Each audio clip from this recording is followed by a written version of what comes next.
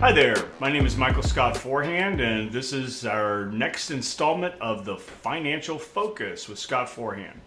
And the title for today's episode is What High-Level Performance Teaches Us About Financial Planning. One of the biggest mistakes I see in financial and retirement planning is the assumption that success comes from finding the right product. People often ask questions like, what's the best strategy? What's the highest return? What's the safest option? But those questions miss the bigger picture, because real planning isn't about products, it's about perspective. As people move through their careers, especially business owners, professionals, and those approaching retirement, the financial conversation naturally evolves. Early on, the focus is simple: growth, accumulate, build. Market-based strategies often work very well in that phase, but over time the questions change. How do I turn the assets into reliable income? How do I manage taxes more intelligently? How much risk actually makes sense now? How do I build a plan that works regardless of market conditions? That's where planning becomes more sophisticated and where experience matters. Because what works during accumulation can actually work against you during distribution. Markets don't retire when you do. Volatility doesn't disappear just because your paycheck does. That's why advanced planning doesn't rely on any single approach. It uses multiple strategies, each with a specific purpose. Managed portfolios for growth and liquidity, risk-managed strategies for protection and income, tax-aware solutions for efficiency, and capital control concepts for flexibility and opportunity. But here's the key. None of these tools work well in isolation. They only work when they're used intentionally inside a coordinated plan. And the level of coordination requires someone who understands more than just one lane of the financial world. It requires someone who understands life insurance beyond death benefit, annuities beyond the headlines, index strategies beyond illustrations, and planning beyond theory. It also requires someone who has actually led, built, and performed under pressure, which brings me to today's guest. Jonathan Daly is someone who understands performance at the highest level, both professionally, personally, and financially. Before entering financial services, Jonathan was a professional quarterback, competing at the highest level where preparation, discipline, and leadership aren't optional. They're survival skills. That background matters because elite performance leaves a mark. It shapes how you think, it shapes how you prepare, and it shapes how you lead. Jonathan also brings intellectual rigor to the table, holding both bachelor's and master's degrees. And pairing formal education with real-world execution is Jonathan's real superhero skill. In the financial world, Jonathan is an advanced market specialist. He has deep experience across multiple lanes of the financial landscape. He's well-versed in life insurance strategies, annuities, index universal life programs and the various uses for those, infinite banking concepts. But Jonathan isn't just a technician. He's also built a successful agency here at Symmetry Financial Group, which means he understands leadership, he understands scalability, and he understands what it actually takes to serve clients well over the long term. Beyond business, Jonathan is a founding member of Victor Alpha Solutions, an organization devoted to helping and supporting U.S. military veterans, bringing structure, strategy, and opportunity to those who have served our country. That combination is rare: high-level performance, advanced technical knowledge, real leadership experience, and a mission-driven mindset. That's what makes Jonathan the epitome of a leader. Today's conversation isn't about selling products. It's about understanding how advanced strategies fit well into a well-designed financial system and when they don't. So whether you're a business owner, an advisor, or someone thinking seriously about the next phase of life and leadership, this is a conversation worth paying attention to. Jonathan brings a unique mix of performance, perspective, and purpose. So, without further ado, folks, Jonathan Mark Anthony Daly. Welcome to the show. Thanks for having me, Scott. That was quite the introduction. I'm not sure I'm fully deserving, but Oh, I come on. Of appreciate it. And course you are. and yeah, I can tell by that it's going to be a wonderful conversation. Yeah, it's gonna be a good conversation. So It's going to be let's a good let's time. start with this, Jonathan. In your history, you've performed at a very high level as a professional quarterback, as a top collegiate athlete, all those things, and certainly in our industry as a recognized expert in many of these strategies that we talk about.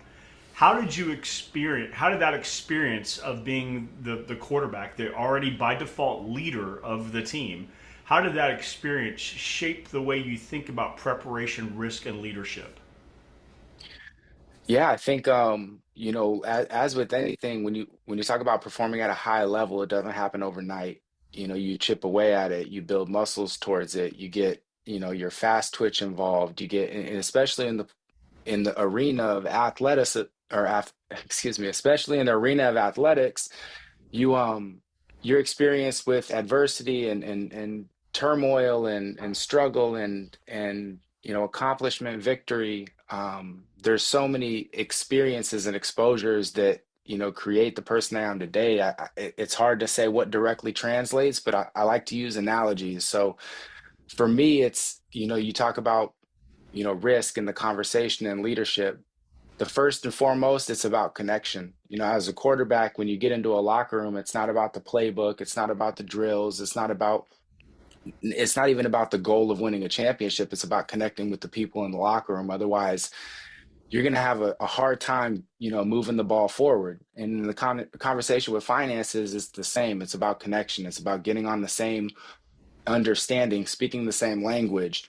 If I'm telling somebody on my team how to run a route or, block somebody and or where to look for the openings for a running back, then I need to know that there's a connection and trust and an understanding. And it all starts with, like you said, that leadership position. And when I came into the financial world, I took a lot of pride in that ability to connect and lead people. And in this case, it's not towards an end zone, it's through a difficult conversation, which is finance. And so preparing and preparing the conversation and the history of leadership has led me to just, open up and be honest so that the people that I'm having conversations with trust that we're working towards the same goal.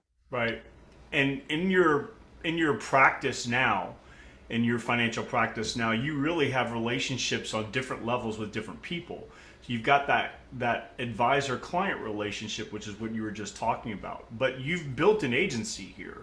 You've got people that you've built relationships with, brought them into the business, coached them, trained them, got them up to speed so that they can make a nice living here and help a lot of families.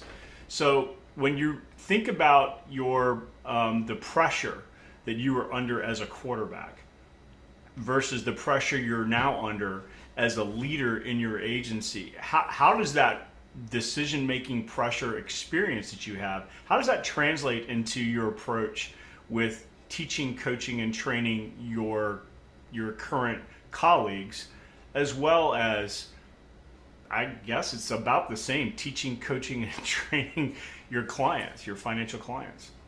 Yeah, I think it's a wonderful question, but I think you could relate to it more than anybody is that as an athlete, when you're taking direction from a coach, there's a there's a lot more respect if you're taking directions from a coach who's done it before versus a coach that learned the game from reading a playbook and watching film. If you have an offensive coordinator that used to play or an offensive coordinator that has had that experience, then you can take that word and you know that it's going to translate right away. And in finances, with building a team and talking to clients the same, colleagues and clients the same, that it's almost like cheating. I'm a player coach. I'm on the field and I'm a coach. And Right. and I know you feel the same way. It's that I'm not coaching anything that I'm not doing. And it's one of those things that it takes it to that next level when people on my team are asking for advice. They're asking me, hey, how do you do this? Not how did you do Ah, it? And I'm not working on back information. I'm doing the research and making sure that my preparation today translates to what I'm coaching other people to do. So love it. it's really like the cheat code in this field where we don't have to hang up the cleats. We can do it until we're 70, 80 years old. It's the challenge is just for those people who aren't passionate about it is keeping the mind sharp. But for people such as yourself that lead by example and lead by doing, that it's kind of like copy paste. It makes the coaching a little bit easier because a lot of it is picked up through osmosis, but it also makes the leading a little bit easier because I'm just doing what I think would be the best to move that conversation forward. So really leveraging both of them, and while I'm coaching a client, it's a different conversation than coaching a colleague. At the end of the day, coaching colleagues help me coach clients, and coaching clients help me Right. coach the people on my team. So really, Right. really So blessed with part that. of what you experienced, because I remember doing this with you, and also you're doing this consistently with your team.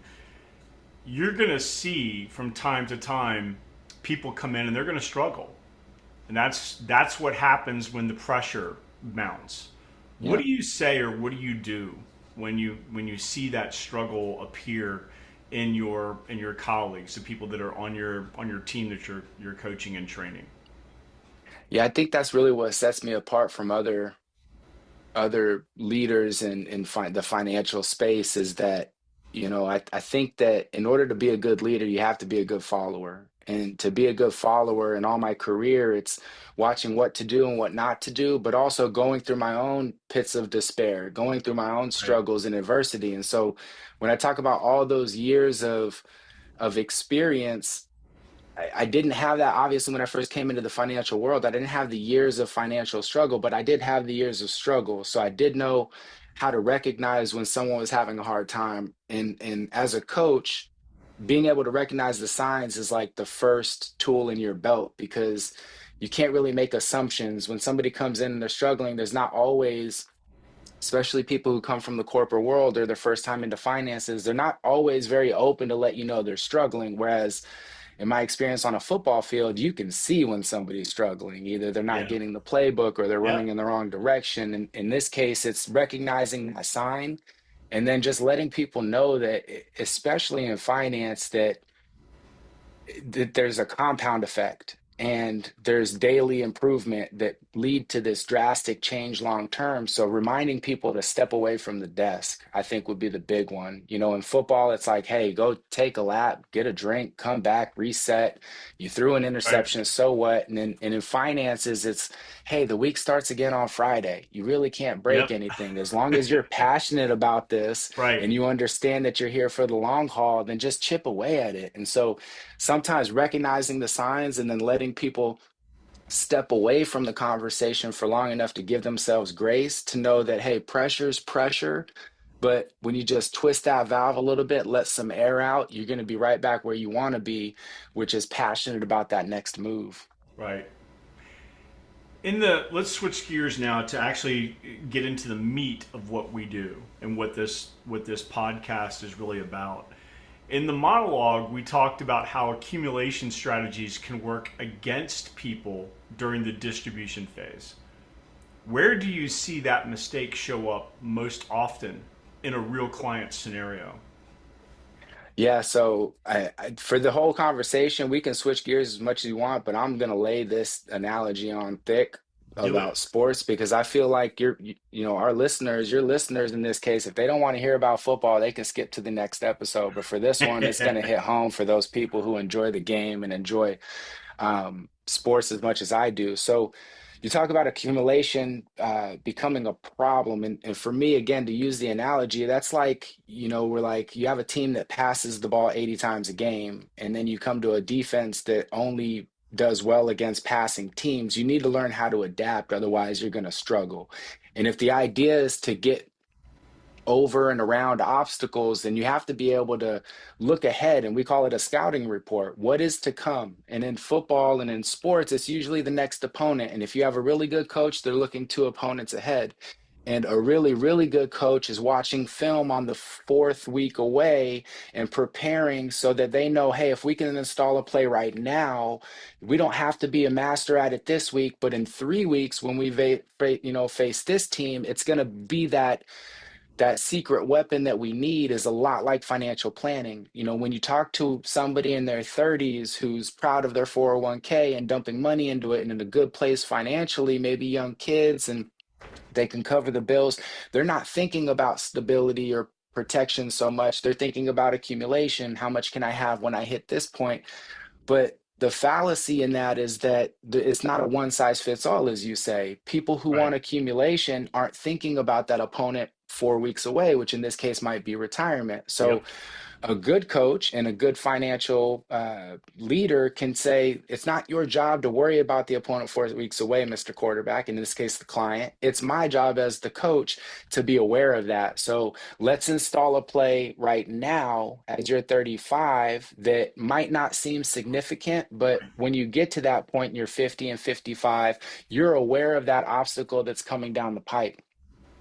And I guess one And of the things you might be talking about there would be something like an off ramp that starts in 10 years or so, where you can start converting that taxable accumulation into a non absolutely, taxable distribution. And absolutely, yeah, that's awesome, man. Love that. All right. So before you and I work across a lot of different strategies. We don't have any one thing that we love, or we might, but we're not really predicated towards any one thing. It's always a client based need that directs us different directions. So absolutely. things like life insurance, annuities, not the bad kind, not the variable kind, the good kind that have minimal or no fees, index solutions, infinite banking concepts, and how they all marry together. How do you keep the conversation where it's planning first versus product first? Because I know like me, you run across people. It's like, oh yeah, I heard IUL is the greatest thing. I need an IUL, but sir, you're 73 years old.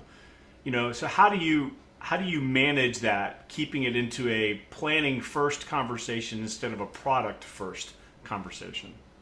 Yeah, so I love this too because it goes back to that initial statement with winning the locker room, right? It's about connection. If I go into a locker room and say, man, we're going to throw 50 touchdowns, I'm going to miss half the people in the locker room because that's product first placement. You know, if I can't connect with the client to the point where they understand all of the tools out there, if they come into the conversation, oh, IUL, IUL, IUL, the first thing I have to do is connect with that person. Otherwise, they're not going to listen to me.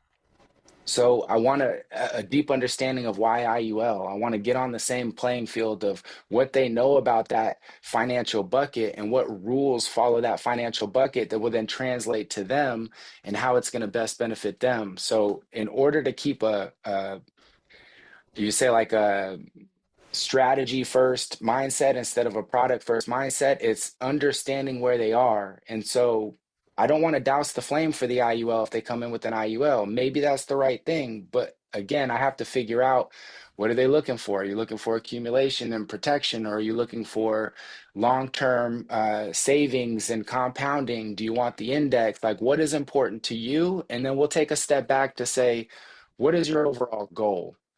Is your overall goal Right. to be happy, have your money last forever? Because the last thing you want to do is just put all your eggs in one basket. And I know it sounds cliche, but oftentimes the best strategy is to have multiple strategies. And so I think common Love it. ground, Love uh, it. being able to explain things in its simplest terms so that you can connect with the client. Oh, I hear what you're saying about IUL. Let's talk about why it benefits you, and let's talk about where your obstacles are, and let's mitigate those obstacles by talking about Love it. other products in this space that can help fortify your strategy. Right.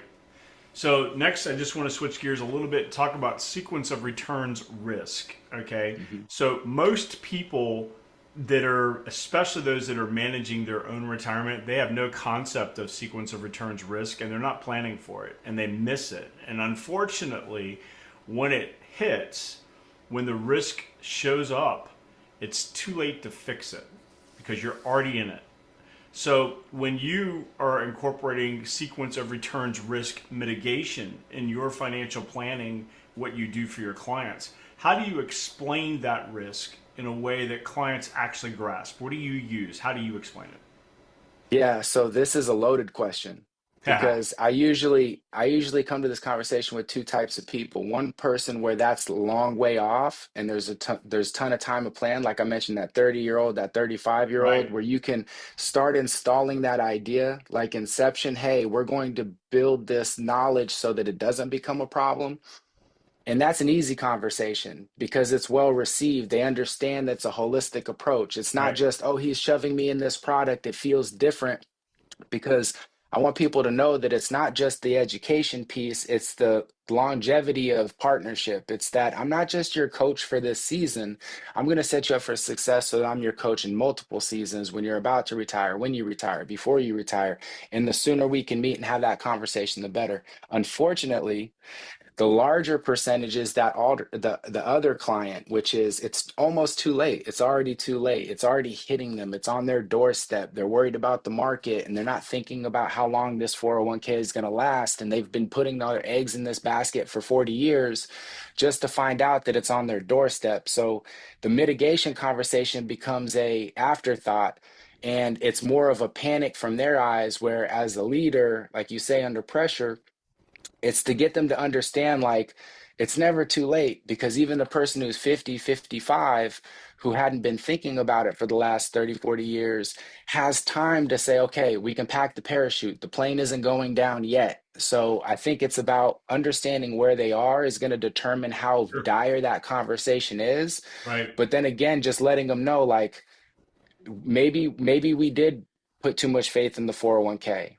but there's a lot of creative solutions to say, like, all right, let's spread your risk out, let's mitigate by, one example I get pretty often is somebody that, they might have $700,000-800,000 in a 401k, and they already think, okay, when I retire, I'm going to make, a doctor, a lawyer, a high earner, think I'm going to make X amount from Social Security and from pensions, that they don't think about the tax bomb 401k that's sitting in their Say that backyard. And again a little bit slower.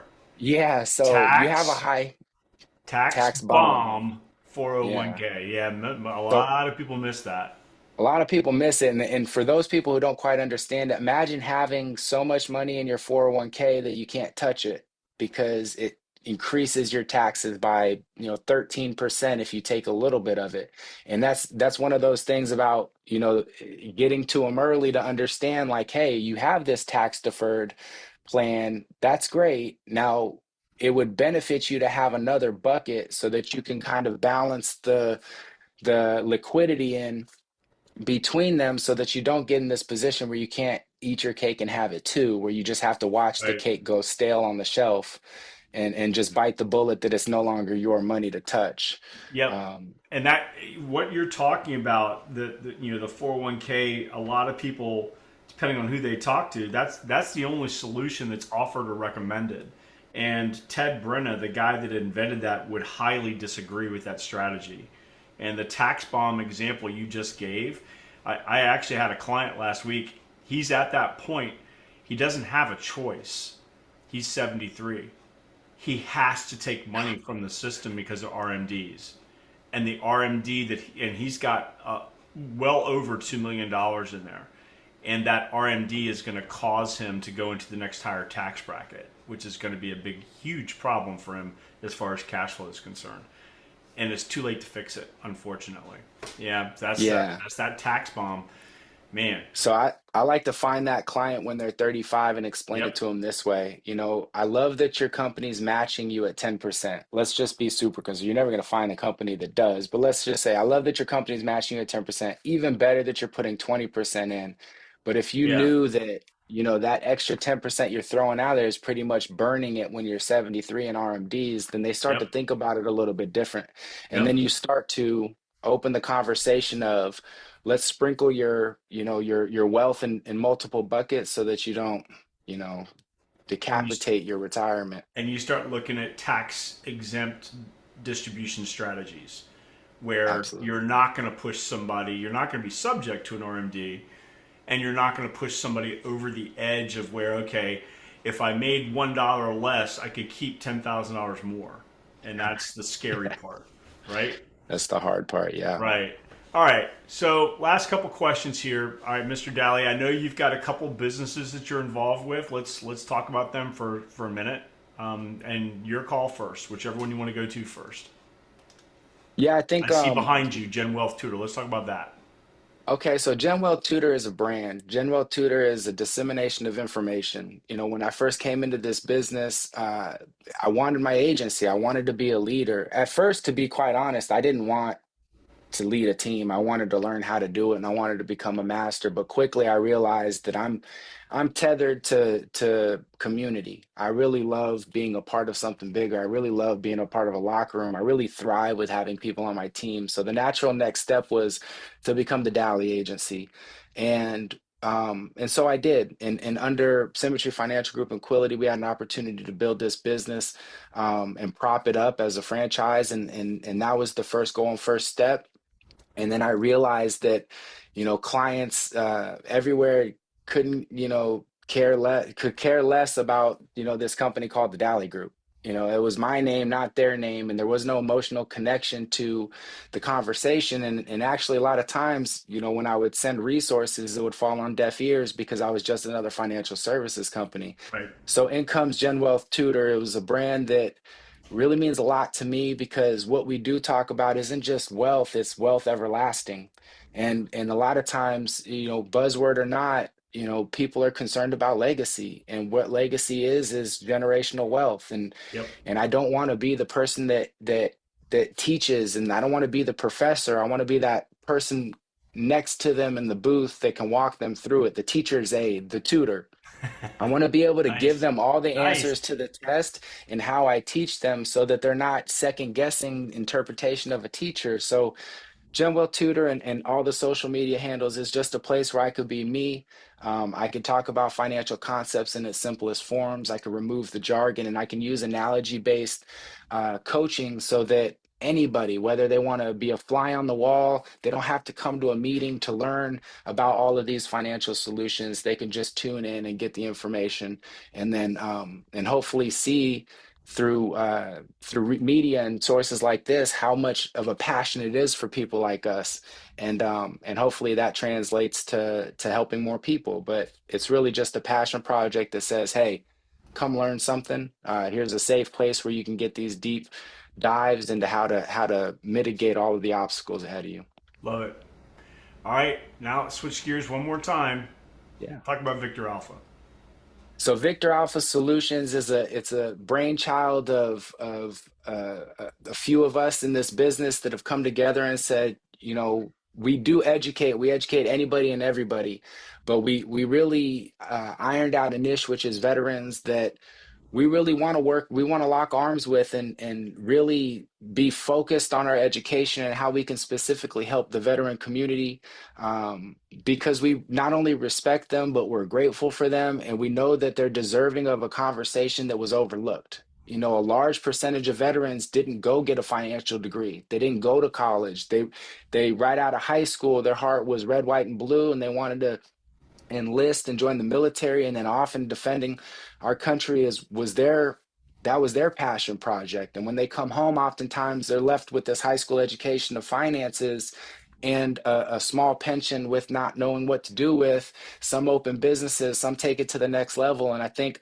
a small group of us came together and said, you know what, that's the people that we really want to pierce their ear and say there's so much more that you can do, there's so much that was left off the table.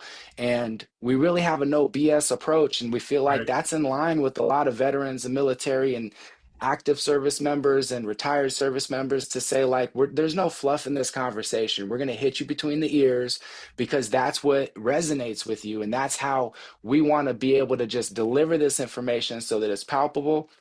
For example, having a veteran come in with opening up a business or wanting to get a grasp, or they're reading the right financial books to say, like, great, now let's take it to the next level. Let's educate you like we would educate ourselves, and let's make sure that business becomes generational for you. And so it's really just a full court press on veterans, and their families, and really anybody who fits that description of, I feel like the financial education in my past left me behind. I know there's more out there. I want to have an honest conversation with someone who's not going to BS me.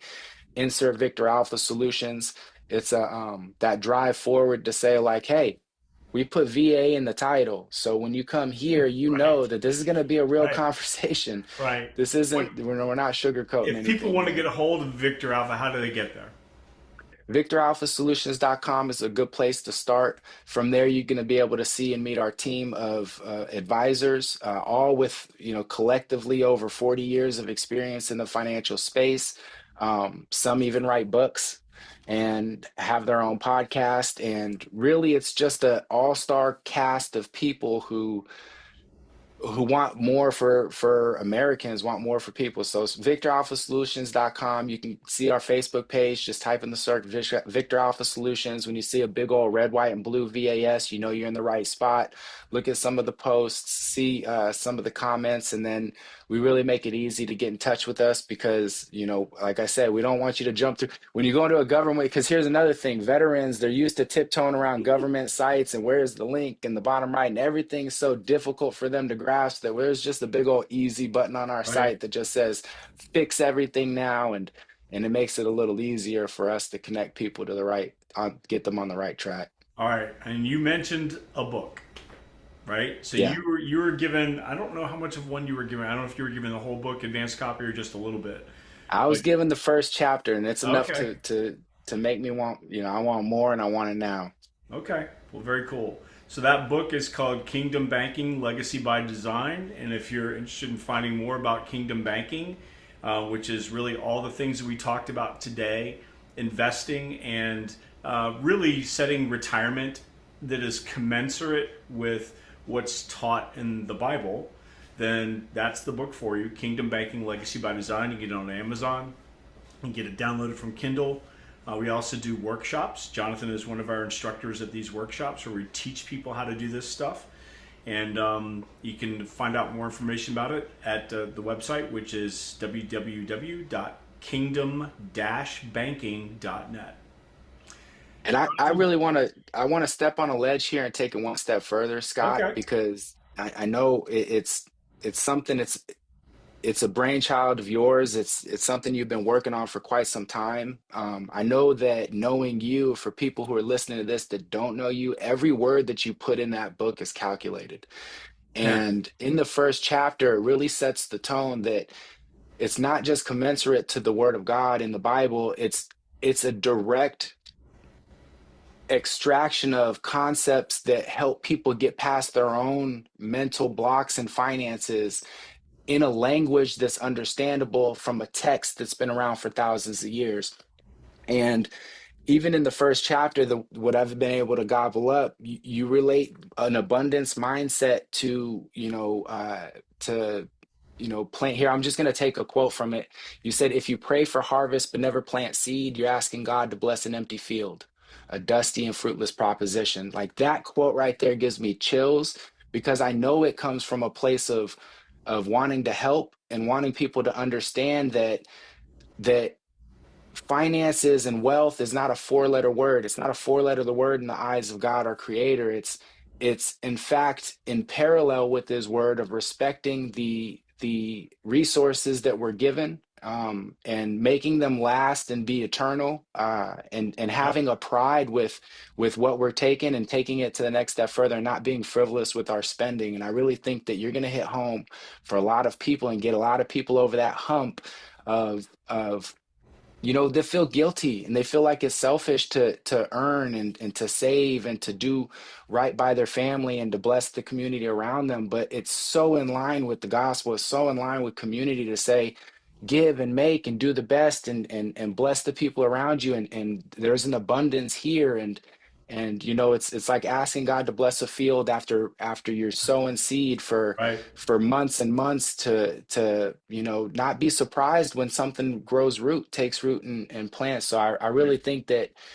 don't downplay it, man. People need this book. They need it in their life, and they need to be able to understand that their relationship with money is not selfish, and it's not something that God takes a blind eye to. It's something that he notices and that he nourishes and that he can appreciate along with us. So thank you for taking the time to put it out there, Right. and I can't wait for it to release.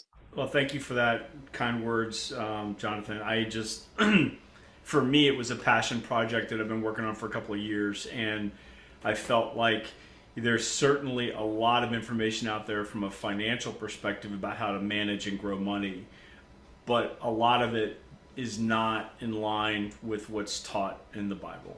And I just real quick, if you think, if this is you, if you wake up in the morning and the first thing you do is turn on the news or check your phone to see how your investments did or to see how crypto did, you're probably in the wrong space, or you're probably overly exposed, because it shouldn't be, that's not a peaceful retirement, and that's not what he wants. He wants you to have a peaceful retirement, and that means you're probably in the wrong product. Right. But that's a discussion between you and your advisor. Mr. Dally, thank you so much, sir. I appreciate you being here. Look out if you're looking to get some one-on-one time with Jonathan. Go to genwealthtutor.com. If you happen to be a military veteran or you are a family of a veteran, you want some support, go to victoralpha solutions.com. If you're interested in the book, www.kingdom-banking.net. Thanks. We'll see you next week. Thank you, Mr. Forehand. Thank you.